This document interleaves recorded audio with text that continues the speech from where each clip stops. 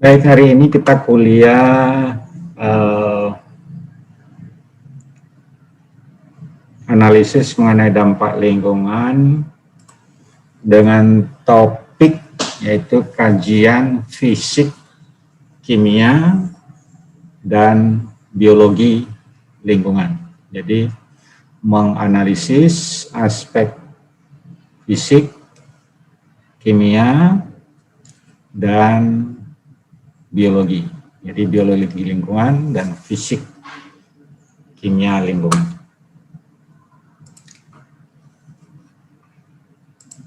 Saya share screen. Sudah bisa dilihat? Sudah, Pak. Sudah ya. Oke.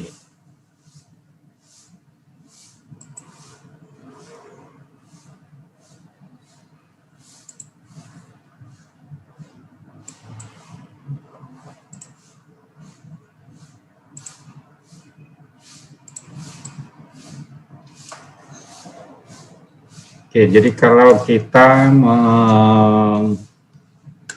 mengkaji dampak negatif ya, dampak negatif terhadap lingkungan dari sumber kegiatan proyek yang direncanakan, maka kita perlu mengkaji kira-kira apa dampak yang ditimbulkan kegiatan tersebut terhadap lingkungan hidup. Utamanya pada hari ini kita mengkaji dampak terhadap lingkungan fisik dan lingkungan biologi makhluk hidup.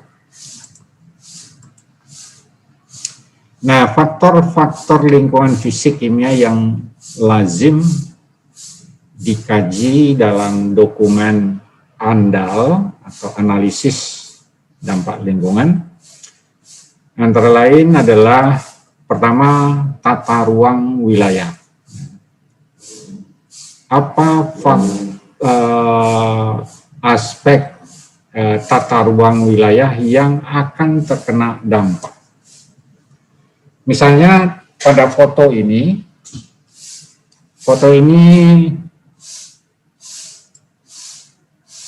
proyek pembangunan gedung Fakultas Kedokteran, gedung perkuliahan Fakultas Kedokteran yang berada di sebelah barat gedung FIKES, ya, di mana saya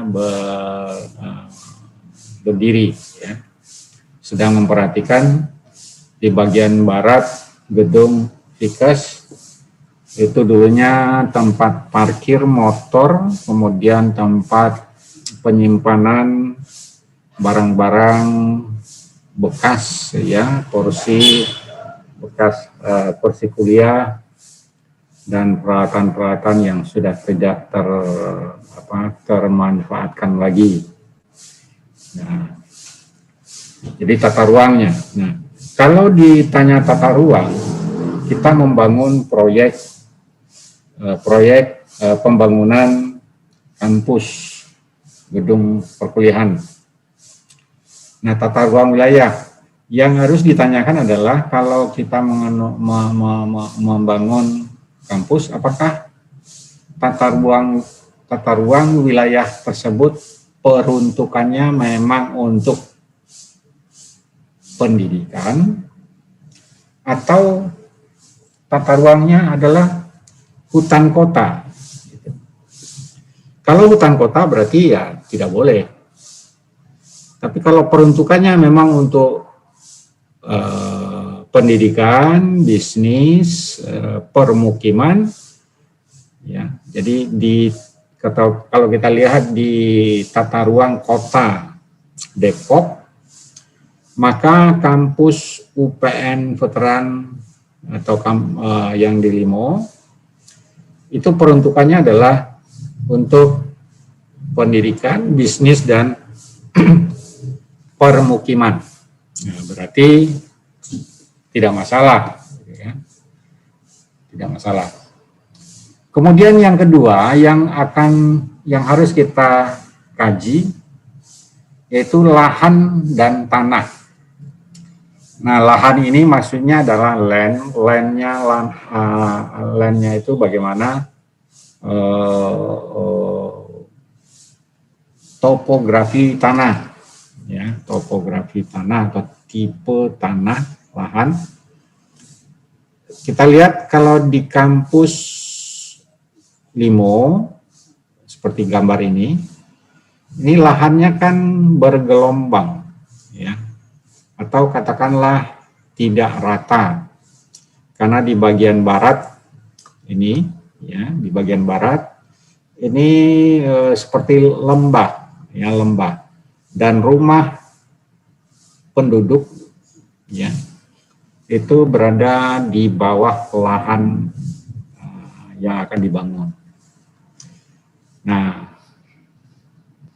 apa kaitannya dengan AMDAL ini? Agar supaya pembangunan itu berkelanjutan, maka pembangunan gedung Fakultas Kedokteran yang berdekatan dengan gedung Fakultas Ilmu Kesehatan dan Fakultas Teknik itu tidak mengganggu penduduk sekitar.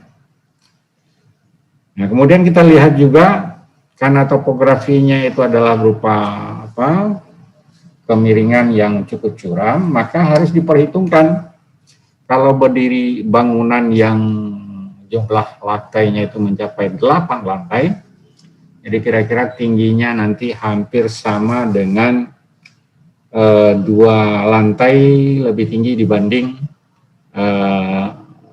bangunan Fakultas Ilmu Kesehatan. Jadi Fikes itu nanti akan lebih rendah, atapnya itu lebih rendah dibanding atap gedung Fakultas Kedokteran. Nah, dampak negatifnya terhadap lingkungan lahan itu adalah apakah lahan itu nanti akan rubuh atau longsor, apakah nanti akan terjadi abrasi dan lain sebagainya.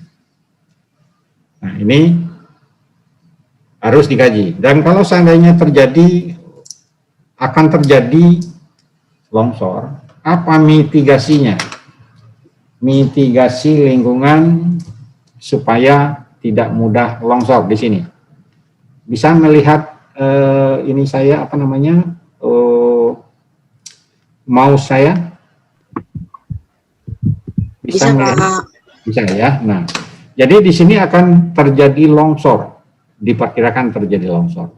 Nah, lalu apa mitigasinya?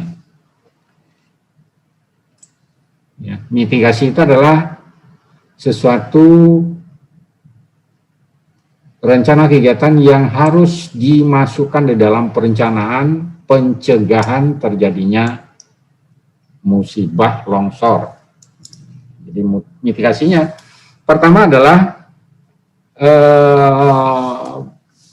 pemrakarsa proyek itu harus menghitung, ya, tingkat kemiringan tanah, kemudian kemungkinan terjadinya longsor, dan lalu harus digunakan tiang pancang, ya.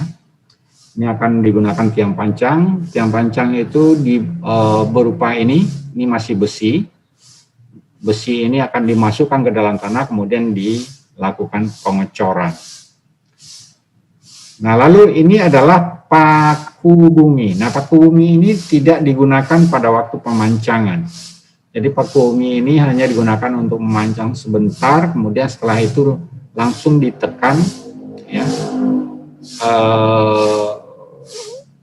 Besi ini, rangkaian besi ini nanti ditanam ke dalam tanah, ditekan, kemudian lalu dicor, ya, dicor. Sehingga tanah ini menjadi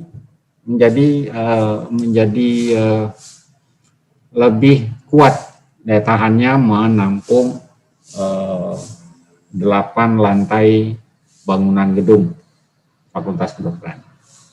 Jadi mitigasinya demikian, diteliti kualitas tanah, tekanan tanah, aspek longsor, aspek abrasi dan lain sebagainya, sehingga tidak mengganggu lingkungan. Kemudian kemungkinan abrasi, kemungkinan longsor itu harus diantisipasi dan bagaimana mengelolanya. Kemudian sedimentasi itu akan terjadi apabila ada hujan membawa material yang ada dari kampus UPN Jakarta ini nanti hanyut ke bagian bawah atau bagian barat gedung Fikes. Kemudian memperhatikan faktor iklim. Nah, iklim itu adalah suhu atau temperatur, kemudian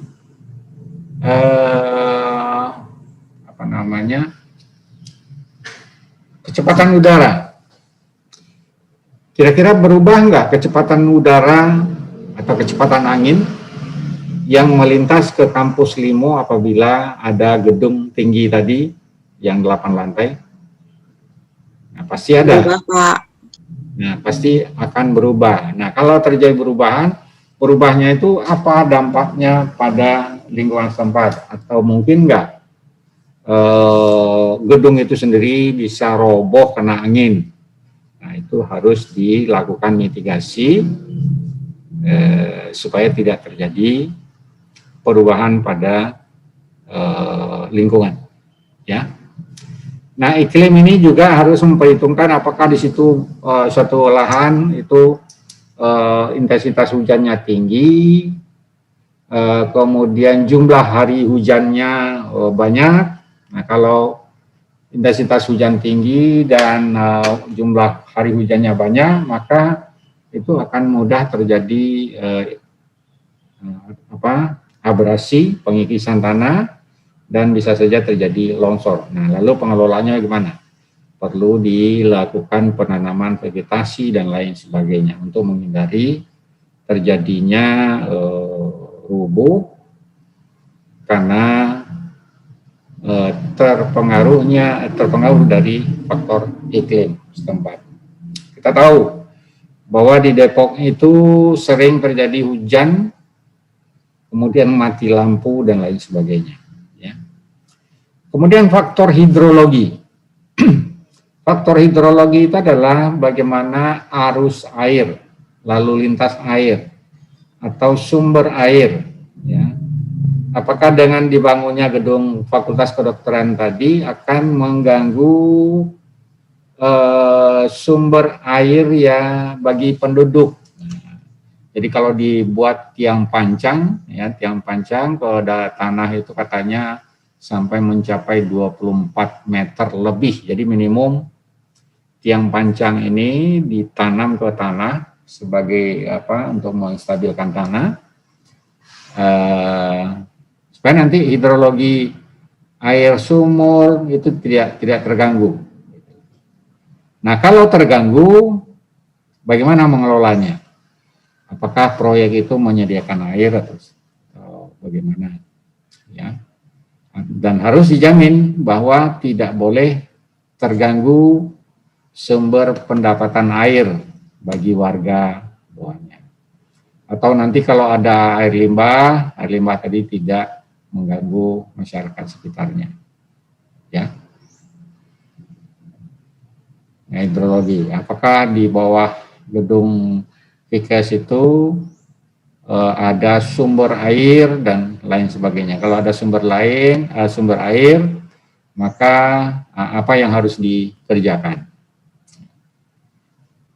Apa yang harus dilakukan pengelolaan lingkungan? Kemudian faktor fisik lainnya adalah kualitas udara dan intensitas kebisingan. Nah, kualitas udara ini bisa terpengaruh pada saat proyek berlangsung maupun setelah proyek berlangsung, termasuk intensitas kebisingan. Dulunya nggak ada gedung, sekarang ada gedung, berarti kalau ada gedung ada mahasiswa. Nah, dulu mahasiswanya misalnya 1000, sekarang dengan ada tambahan gedung kemungkinan ada penambahan jumlah mahasiswa misalnya 200 atau 300 orang. Sehingga sebelumnya 100 orang, sekarang menjadi dari 1.000 orang sekarang menjadi 1.300 orang. Itu akan terjadi perubahan intensitas kebisingan suara. Nah, apakah kebisingan itu akan mengganggu internal UPN sendiri ataupun mengganggu lingkungan sekitarnya.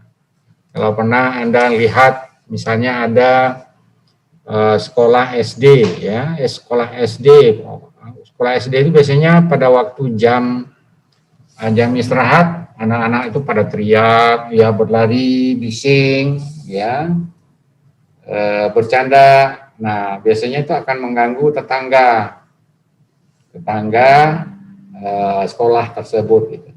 Tapi setelah jam sekolah usai, maka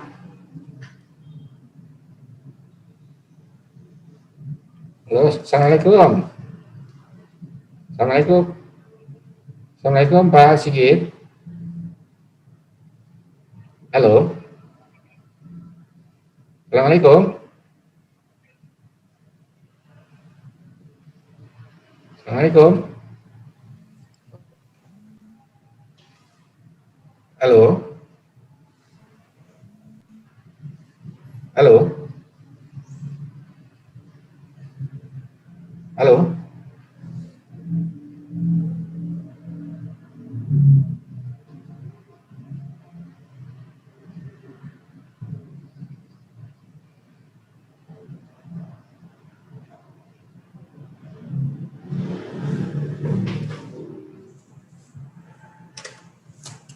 Oke, terganggu tadi, ada telepon masuk, ternyata salah pencet. Baik, itu jadi faktor intensitas kebisingan harus dikaji, apakah mengganggu, kalau mengganggu apa solusinya. Nah, misalnya ada genset, bising pada saat proyek berlangsung, maka dicari genset yang suaranya lebih rendah, atau genset tadi dikubur di dalam tanah supaya tidak bisingnya bisa diredam di dalam tanah.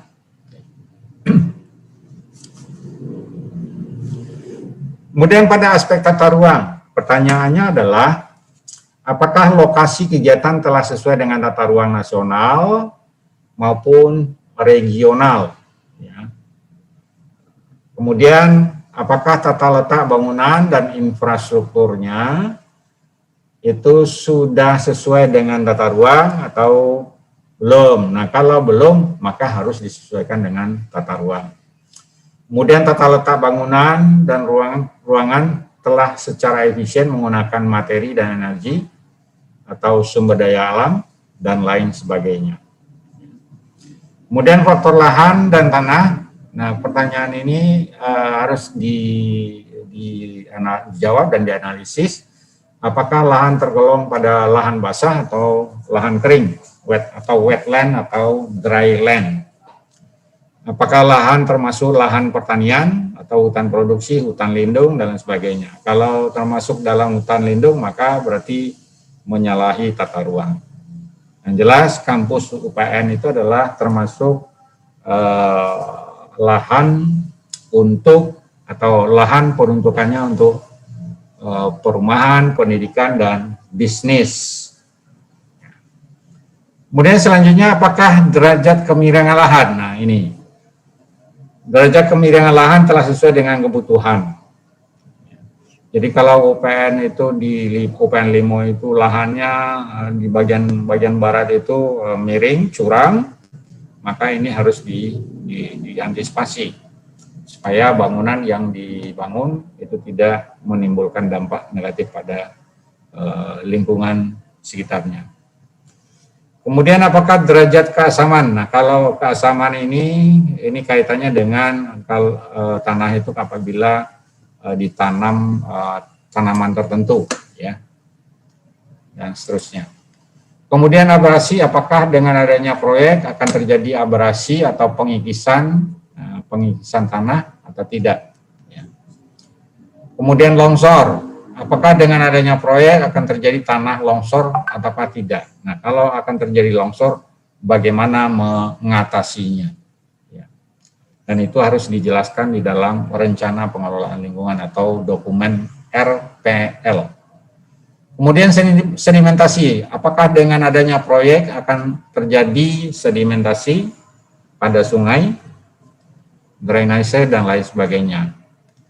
Untuk iklim, yaitu antara lain suhu, kelembaban, kecepatan angin, ataupun jumlah hari hujan, termasuk intensitas hujan. Apakah dengan adanya proyek akan terjadi perubahan iklim lokal atau global atau tidak? Kalau terjadi perubahan, maka bagaimana mengantisipasi dampak negatif dari kondisi iklim tadi. Kemudian pada aspek hidrologi, yaitu air tanah atau air permukaan. Pertama, kualitas air tanah. Apakah dengan adanya proyek akan terjadi penurunan kualitas air tanah ataukah tidak? Ya, tercemar atau tidak. Kemudian kuantitas atau jumlah air tanah. Apakah dengan adanya proyek akan terjadi penurunan jumlah air tanah atau tidak?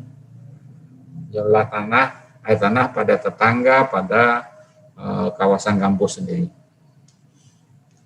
Kemudian yang ketiga adalah kualitas air permukaan. Apakah air sungai, air waduk, atau danau, atau air laut.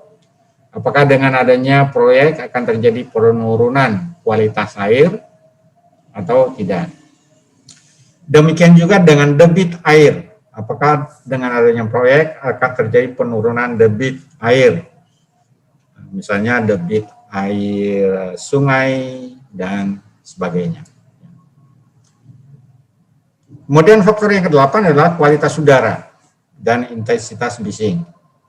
Yang diukur adalah kualitas udara ambien, kedua kualitas emisi, kecepatan angin, dan arah angin.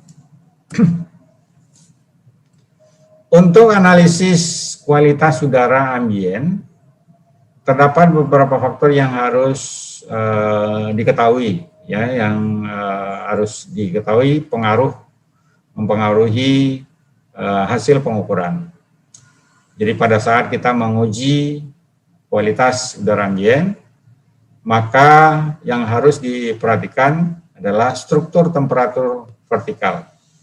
Jadi udara tadi, struktur temperatur vertikal yang mempengaruhi pergerakan udara di dalam atmosfer.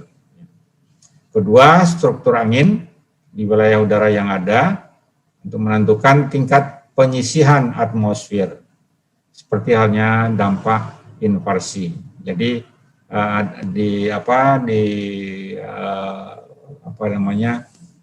di udara itu ada temperatur vertikal.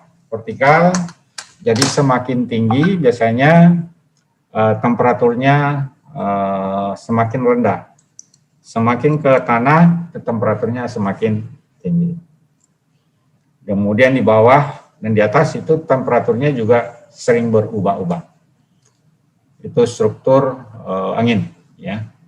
Kemudian topografi dan orografi dapat berubah profil temperatur dan angin karena adanya pengaruh gabungan gesekan permukaan radiasi dan drainase. Kemudian juga kedalaman lapisan pencampur yang juga menentukan tingkat intensitas pencemar udara.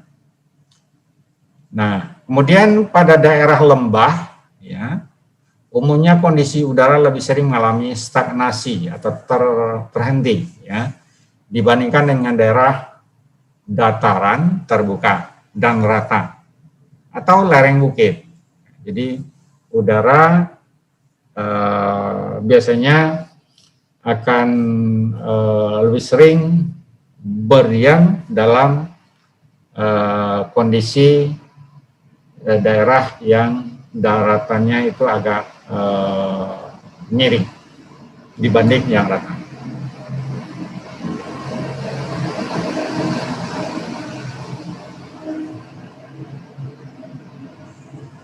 Selanjutnya, kelembaban dan tekanan udara juga dapat mempengaruhi kecepatan difusi pencemar. Jadi pencemar itu begitu dilepas dari melalui emisi, maka pada waktu menjadi ambien dia akan menjadi lebih encer pada saat difusi. Selanjutnya, kajian biologi lingkungan. Jadi dampak atau analisis terhadap dampak biologi lingkungan. Nah, ekosistem lingkungan alam di mana manusia dan makhluk hidup lainnya berada dan saling berintegrasi satu sama lainnya, pada dasarnya tersusun atas beberapa komponen fisik, kimia, biologi, dan sosial. Jadi ekosistem kampus Limo itu ada komponen fisik. Ya, lingkungan komponen fisiknya apa? Fisiknya ada bangunan, ada jalan, ada air, ada udara, temperatur, kelembaban. Nah, itu adalah lingkungan fisik. Kemudian apa lingkungan biologinya? Biologinya adalah makhluk hidup yang ada di dalam kampus dan di sekitar kampus. Hewan, itu makhluk biologi, termasuk juga manusia. Tapi manusia dalam hal ini kita golongkan dengan makhluk komponen sosial. Biologi itu termasuk jamur, ya, hewan peliharaan, hewan liar. Kalau di kampus kita ini umumnya hewan liar mungkin ada seperti musang, termasuk tikus, ya, kucing. Nah, hewan peliharaan ya bisa kucing, ada juga kambing dan lain sebagainya. Nah, susunan komponen ekosistem secara alamiah terdiri atas 4 kelompok, yaitu ekosistem berupa material tak hidup. Nah, ekosistem berupa material tak hidup itu adalah air, udara, ya, tanah itu adalah material yang tidak hidup. Kemudian semua peralatan gedung, ya, besi dan lain sebagainya. Kemudian yang kedua adalah komponen ekosistem berupa material produsen. Nah, produsen itu adalah tanaman, tumbuh-tumbuhan. Nah, barangkali di kampus UPN itu tumbuhannya ya berupa rumput, mungkin ada pohon yang bisa tumbuh. Nah, yang semua bisa tumbuh itu disebut produsen, ya. Kemudian yang ketiga komponen berupa konsumen. Apa itu konsumen? Konsumen itu adalah yang memakan. Siapa yang makan? Yang makan itu adalah manusia. Manusia memakan apa? Masuk konsumen. Kemudian yang keempat adalah ekosistem berupa pengurai, perombak. Nah, biasanya pengurai perombak ini adalah bakteri, ya.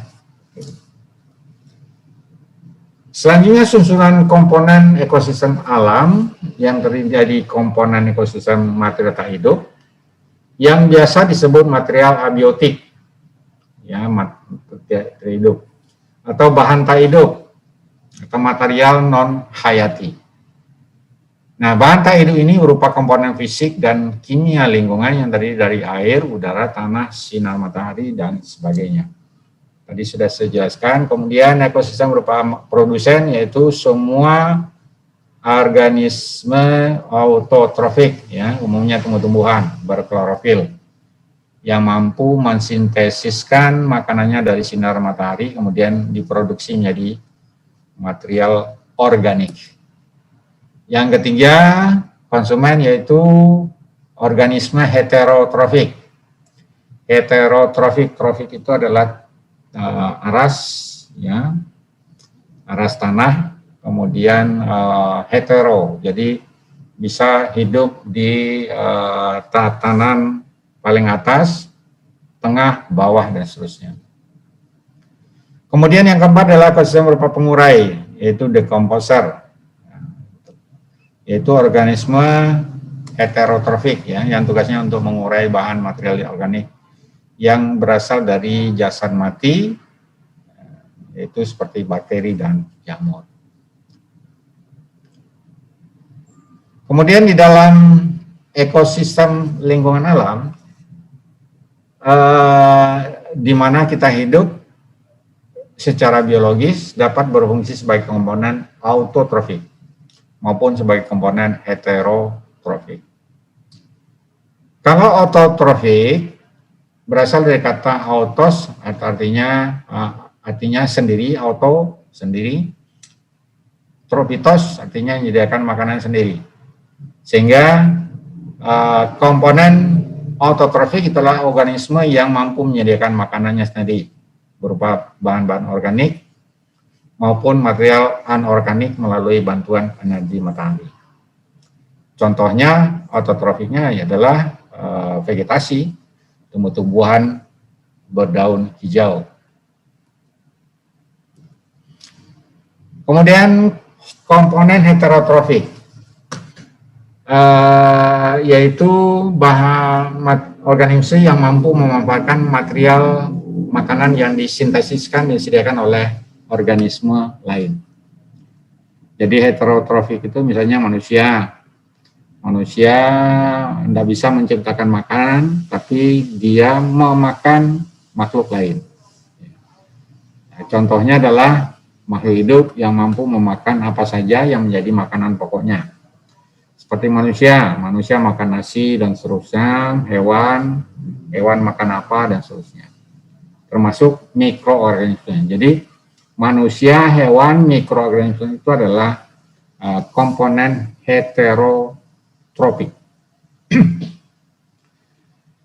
Nah, faktor kualitas lingkungan hidup berupa makhluk hidup, makhluk tak hidup, berupa manusia, hewan, tumbuh-tumbuhan, bakteri, udara, air, dan tanah.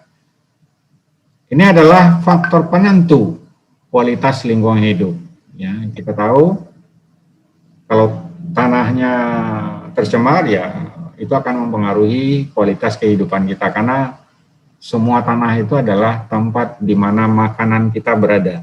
Ya, jadi semua makanan kita itu adanya di tanah. Ada nggak makanan kita di udara? Nggak ada ya. Kalau toh ada, misalnya burung. Nah, burung tadi makannya di tanah dan matinya ke tanah. Jadi kita makan sesuatu yang ada di tanah. Dan apabila salah satu faktor memiliki masalah, ya faktor apakah manusianya yang masalah, apa hewannya yang menjadi masalah, atau mikroorganisme yang menjadi masalah, maka akan ditemukan kondisi kualitas lingkungan yang buruk. Nah, seperti sekarang di saat pandemik, apa yang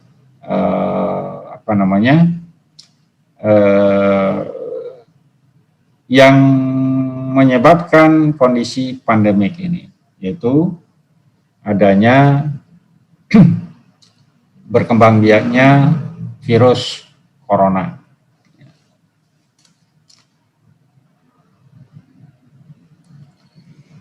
Kemudian komponen lingkungan biologi merupakan bagian yang penting dikaji secara mendalam dalam penyusunan analisis mengenai dampak lingkungan hidup. Sehingga dampak negatif akibat suatu kegiatan terhadap komponen tersebut dapat dikelola dengan baik. Nah, selanjutnya komponen lingkungan biologi membahas tentang keadaan atau kondisi biota baik di terestrial maupun di air. Demikian juga kuantitas biotanya maupun kualitas biota. Apakah itu sebagai flora atau vegetasi, fauna atau hewan. Nah, selanjutnya komponen biologi ini juga membahas tentang kondisi biota akuatik. Apakah itu dari segi kuantitas maupun kualitas, ya, baik flora maupun fauna yang ada di dalam air, baik air tawar maupun air laut yang terdapat di sekitar lingkungan proyek. Nah, kalau di UPN ini biota akuatik ya paling adanya di saluran atau anak sungai ya. Demikian juga dengan aspek mikrobiologi. Mikrobiologi pada air, pada tanah, jamur maupun bakteri yang terdapat pada hewan, pada manusia, pada tumbuh-tumbuhan. Nah, selanjutnya beberapa pertanyaan yang harus dibahas dalam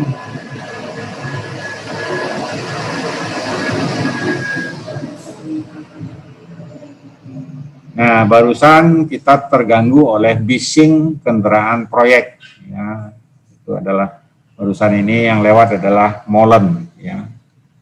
Jadi bising. Nah, bising itu akan mengganggu siapa, jam berapa. Baik, kita lanjutkan. Beberapa pertanyaan yang harus dibahas dalam menganalisis kualitas lingkungan pada subfaktor biologi lingkungan adalah yaitu biota terestrial. Terestrial itu biota yang terdapat pada tanah.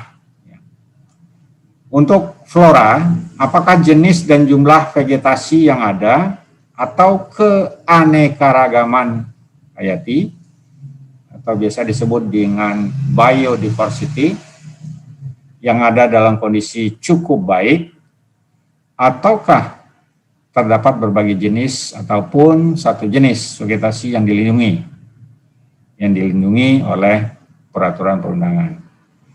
Jadi kalau misalnya di flora itu kita temukan bunga bangkai. Bunga bangkai itu apa namanya? Nah, kalau ada bunga bangkai berarti di situ ada keanekaragaman hayati atau biodiversity yang dilindungi oleh peraturan perundangan. Nah, kalau di kampus supaya nggak ada. Selanjutnya fauna. Fauna apakah jenis dan jumlah satwa liar ataupun hewan hasil budidaya atau yang hewan yang peliharaan. Keanekaragaman hayati yang ada dalam kondisi cukup baik ataukah terdapat jenis fauna yang dilindungi oleh peraturan perundangan. Nah, kita tahu kalau di kampus ini nggak ada hewan yang dilindungi. Misalnya hewan yang dilindungi itu adalah harimau, gajah. Di sini kan nggak ada harimau, nggak ada gajah. Ya. Oke. Selanjutnya untuk akuatik, ya biota akuatik. Biota air tawar, kemudian biota air laut. Kalau pada air tawar, apakah kualitas jenis plankton, bentos, lumut, ya, termasuk keanekaragaman hayatinya, apakah cukup baik atau ada flora yang dilindungi oleh peraturan. Nah, flora air tawar itu biasanya yang dilindungi apa? Kalau ada misalnya jenis flora yang langka di dalam air, itu dilindungi. Tapi untuk di daerah UPN nggak ada. Fauna, apakah jenis jumlah nekton atau ikan cukup baik atau terdapat jenis fauna yang dilindungi oleh peraturan. Nah, yang jelas di UPN itu tidak ada fauna atau nekton atau ikan, ya, ikan yang terancam punah nggak ada. Kemudian air laut, kalau proyeknya berdampak pada air laut ya, sama nekton, ikan, keanekaragaman hayatinya, untuk flora apakah plankton, bentos, lumut, ya. Di dalam air laut, pantai atau laut ke dalam, itu apakah ada pengaruh dari proyek dan lain sebagainya. Demikian penjelasan kuliah tentang analisis dampak lingkungan, khususnya pada komponen lingkungan fisik, kimia, dan biologi. Silakan kalau ada pertanyaan.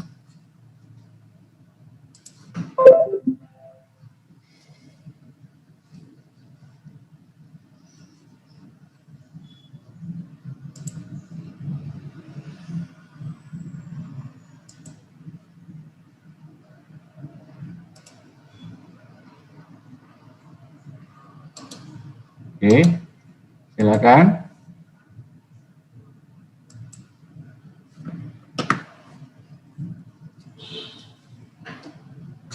Atau terkesima semua ya? Kebanyakan makan kue lebaran. Siapa yang mau bertanya? Silakan.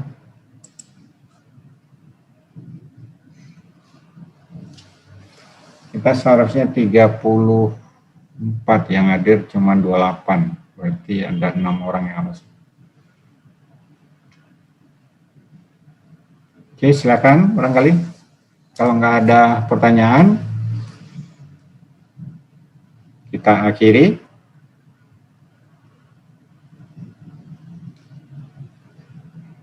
Pak, saya mau nanya. Andira, silakan. Itu kan nanti dibangun buat kedokteran, Pak. Nah, terus tempat parkirnya jadi di mana, Pak? Parkirnya di mana gitu ya. Nah, ini pertanyaannya dampak atau apa? Atau nanya kira-kira bagaimana tanggung jawabnya kampus ya. Jadi gini. Ya, lokasi aja. Ya, jadi sebetulnya kalau seandainya ini kalau proyek seumumnya,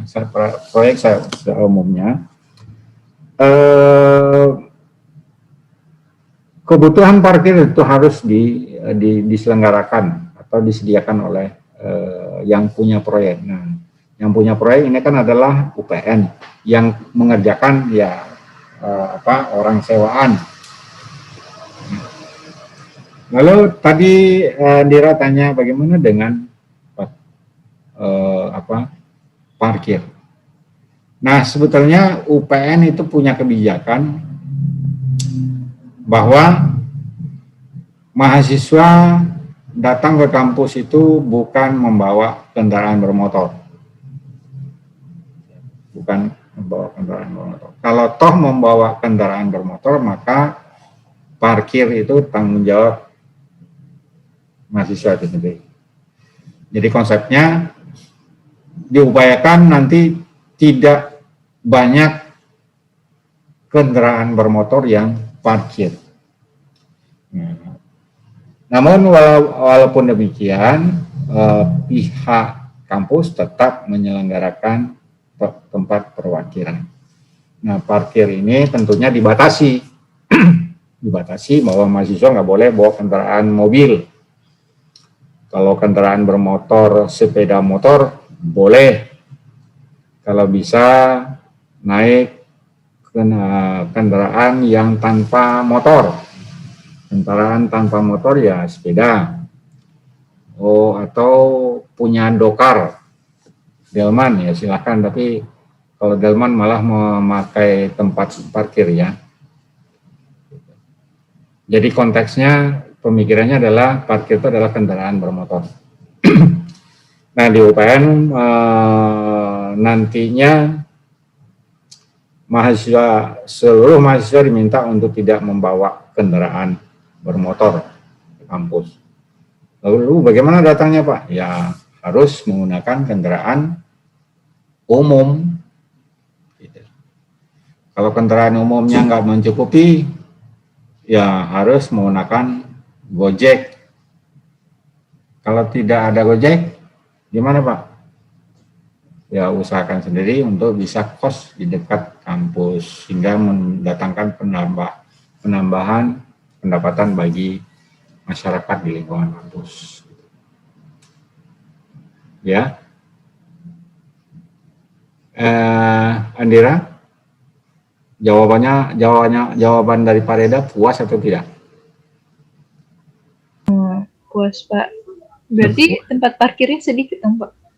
Ya, parkir sedikit. Jadi kebijakan UPN ke depan karena lahan kita itu termasuk sempit ya dan paling sempit. Jadi kampus se-Indonesia yang paling sempit lahannya itu adalah UPN Veteran Jakarta. Jadi seperti di kampus kita di Pondok Labu, kebijakan pembangunannya adalah semuanya dinaikkan ke atas ditingkatkan. Nah, bagaimana dengan parkir? Ya itu tadi, luasan tempat parkir itu tidak bertambah, bahkan cenderung berkurang. Kalau ada yang bertanya, oh nggak manusiawi, nah sebaiknya sebelum masuk ke UPN sudah memperkirakan itu kebijakannya. Gitu. Oke, silakan barangkali ada yang mau bertanya terkait dengan analisis dampak lingkungan suatu proyek, bagaimana mengelola dampak fisik, dampak kimia, dampak biologi. Kalau dampak kimia itu contohnya apa? Misalnya ada asap knalpot. Nah, kimianya apa? Kimianya ada NO2, ada SO2, ada CO, dan sebagainya. Kalau pada air, ya kimianya ya cemaran dari air sabun, cemaran dari barangkali minyak. Ya, jadi ada kimia di air, kimia di udara. Kimia di tanah gimana? Ya misalnya sampah, bahan-bahan kimianya apa ya, termasuk sampah tadi yang berubah, terjadi proses pembusukan, muncul di situ ada air lindi, tingkat kebasahannya tinggi atau tingkat keasamannya rendah, atau barangkali ada kimia, baterai, radiasi dan lain sebagainya. Ya, itu dampak fisik kimia.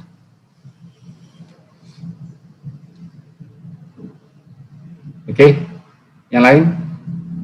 Ada pertanyaan?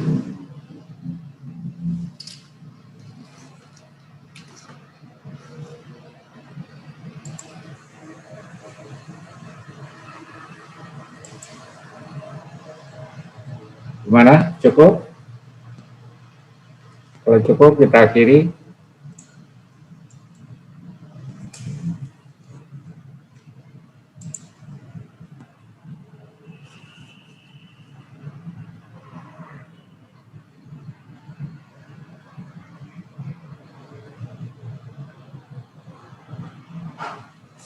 Silakan kalau ada yang mau bertanya. Saya Pak izin bertanya. Silakan, Elizabeth. Ya Pak, yang terkait ini yang pembangunan apa yang gedung kedokteran di Limo itu Pak.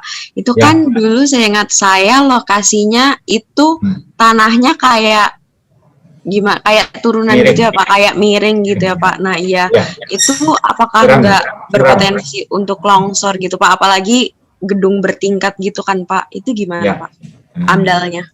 Jadi dampak tadi yang dikhawatirkan timbul longsor menimpa penduduk di bawahnya, di situ ada kontrakan mahasiswa dan lain sebagainya ya. Nah, lalu kalau sudah diperkirakan dampak itu bagaimana mengelolanya? Mengelolanya adalah lakukan mitigasi. Ya, mitigasi, dibuat perencanaan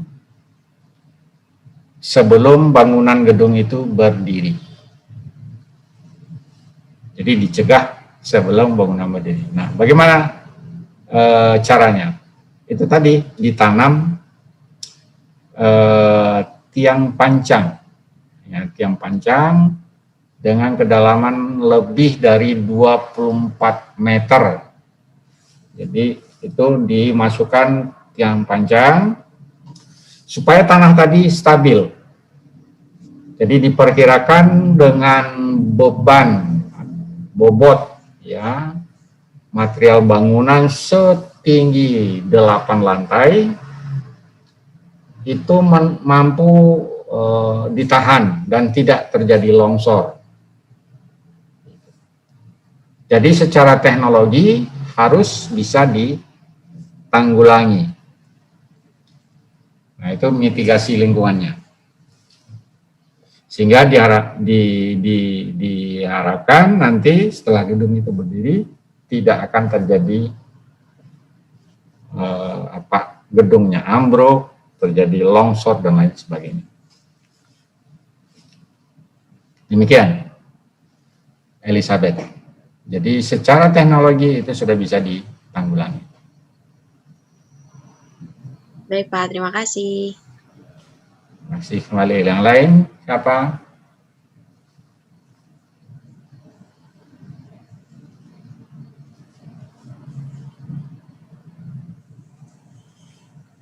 Kalau kita lihat bangunan misalnya itu saya lihat di Sentul. Sentul ada Hotel Aston Sentul. Jadi bangunannya itu karena di sana ada lahannya itu bergelombang, berbentuk valley, ya ada lembah, kemudian ada danau, jadi tidak rata. Maka bentuk bangunannya mengikuti kontur, ya, atau topografi lahan. Jadi kalau lahannya itu berjenjang, maka bangunannya juga dibuat berjenjang. Sehingga dengan demikian lahan tadi tidak mudah rubuh. Nah, tentunya dengan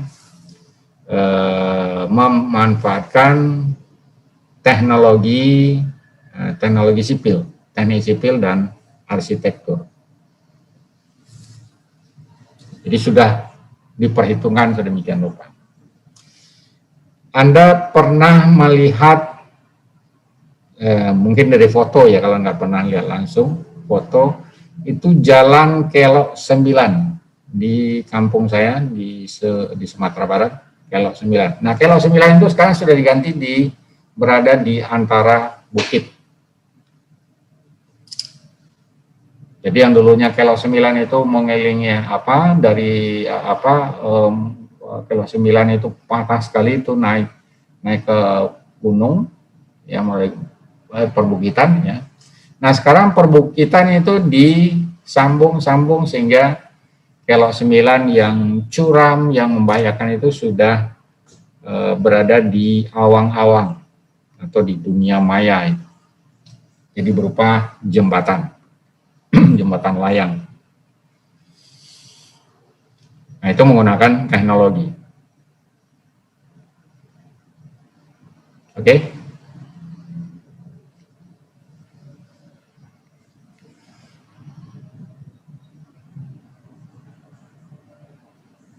Silakan.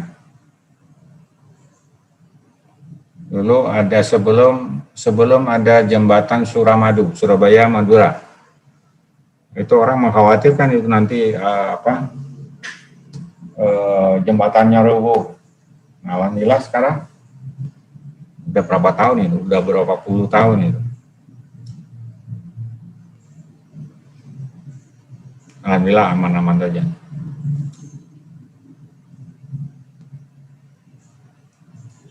Oke, silakan.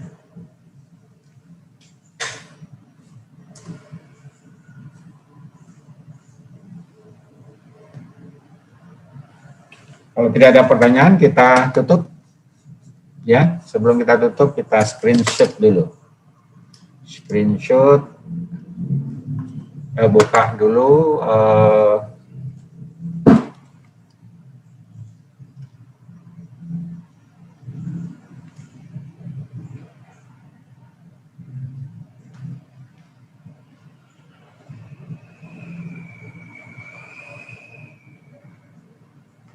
Oke.